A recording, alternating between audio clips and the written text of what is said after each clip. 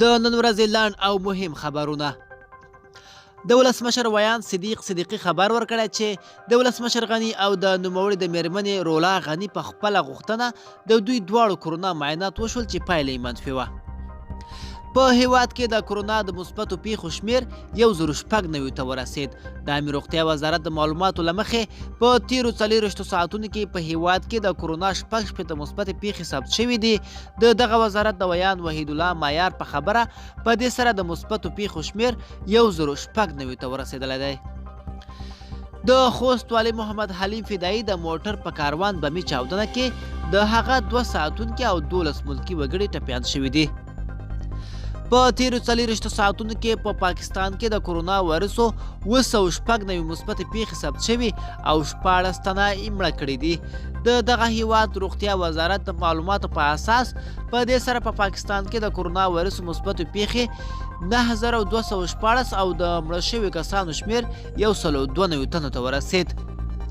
له دغه پیښې څخه تر ټولو زیاتې 4115 په پنجاب، 2944 په سند، 115 اسلام آباد، 415 بلوچستان، 1206 خیبر پختونخوا او 50 یو بل ایالت کې ثبت شوي دي.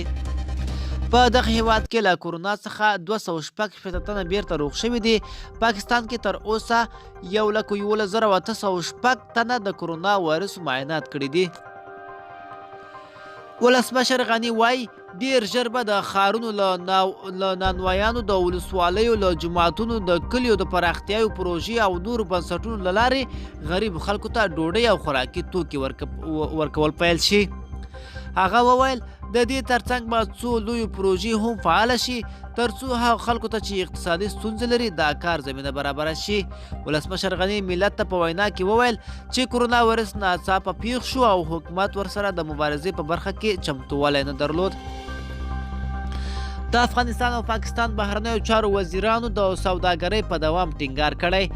د افغانستان د بهرنیو چارو سرپرست وزیر د پاکستان د بهرنیو چارو له وزیر شاه محمود قریشي سره د کرونا وایرس له امله د رامنځته شویو بندیزونو پر مهال د سوداګرۍ پر دوام خبرې کړې دي. حنیف اتمر له قریشي سره په خبرو کې ویلي افغانستان او پاکستان دواړو د کرونا له امله له سختو شرایطو سره مخ دي چې د یو بل همکارۍ ته اړتیا لري او باید په سوداګرۍ کې اسانتیاوې رامنځته شي. د پاکستان د بهرنیو چارو وزیر ویلي دوی به ټوله سیمه کې د ثبات ملاتړ کوي او د افغانستان د سولې په برخه کې وروستۍ پرمختګونه خورا مهم دي. ملګرو دا زموږ چمتو شوی راپور د لا ښکلو ویډیوګانو لپاره زموږ چینل سبسکرایب او تر بلې ویډیو ښه وخت.